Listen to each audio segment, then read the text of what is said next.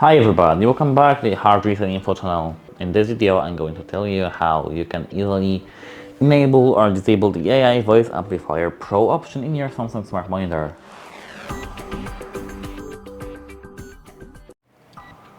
At first, scroll to the left where all your options in the control panel are and scroll to the settings. Click all settings and scroll down to the advanced features. Here open intelligent mode settings and make sure that it's turned on. Open adaptive sound settings now, and here you have the first option, AI Active Voice Amplifier Pro. It analyzes diagonal volume and ambient noise in real time to ensure voice audio clarity. Remember, Samsung tells us that no data is saved during analysis, but we never know.